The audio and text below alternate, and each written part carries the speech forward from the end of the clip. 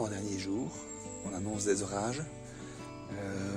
On annonce même des fortes pluies dès 9 h du matin. Donc je vais démarrer rapidement et je vais rejoindre un ami qui habite à 36 km d'ici. Là où je laisserai passer les averses, je dormirai certainement chez lui. Et demain matin, je rentre à la maison.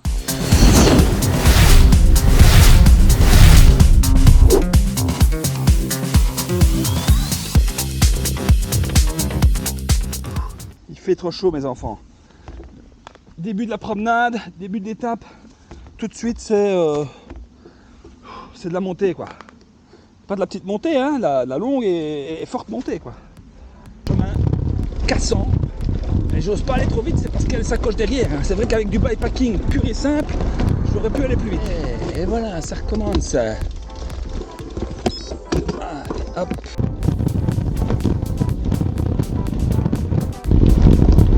Je sais pas où je suis dans un domaine, j'espère que je peux rentrer.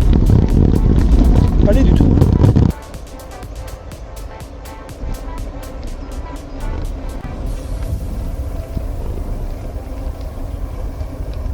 Donc j'ai quitté la vallée de l'Ourthe pour rejoindre la vallée de la Meuse.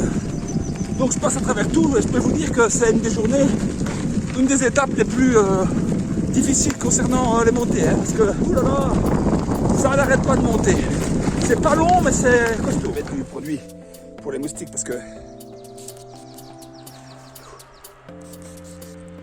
partout, de là, voilà. Ça pique de partout, ça gratte de partout. Il fait lourd comme tout. Et une journée vraiment bizarre aujourd'hui. Hein. Et voilà. J'arrive, mais c'est... Attendez, c'est ça. 7 services.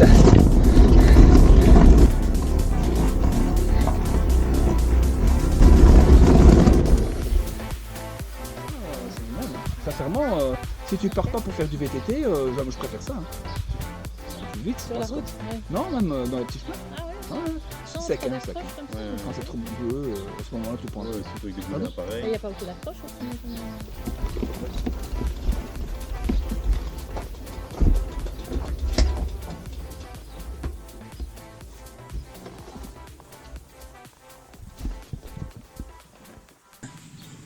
Quelle belle idée que j'ai eue de mettre ma tente en dessous de ce petit jeu d'enfant. Seulement quand on sort, eh bien, on oublie qu'il y a un plafond, ce qui n'est pas habituel quand on met sa tente. Et puis bang, voilà.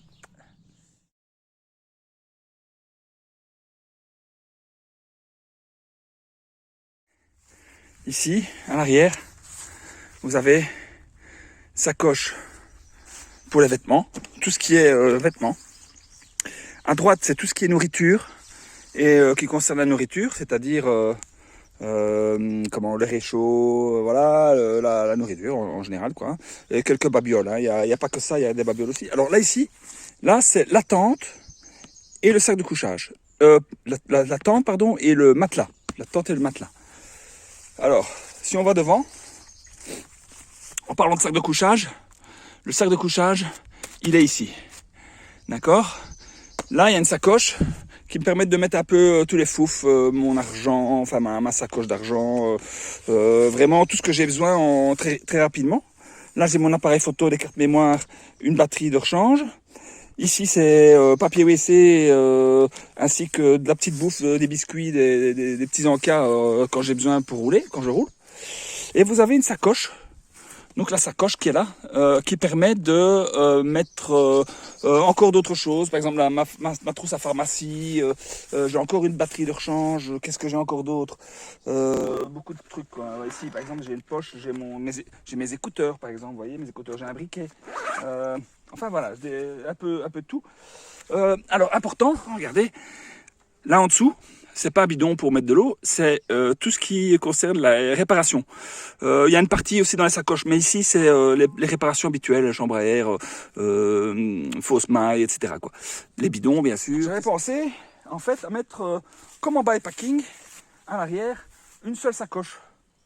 une seule sacoche qui était un peu plus grande et répartir le poids à l'avant avec, je veux dire, plus que ce que j'ai maintenant. Seulement, le guidon, comme vous le voyez, le guidon ici, il est trop étroit. Donc je ne sais pas mettre grand chose entre eux. Tandis qu'avec mon VTT, je pouvais y aller, quoi.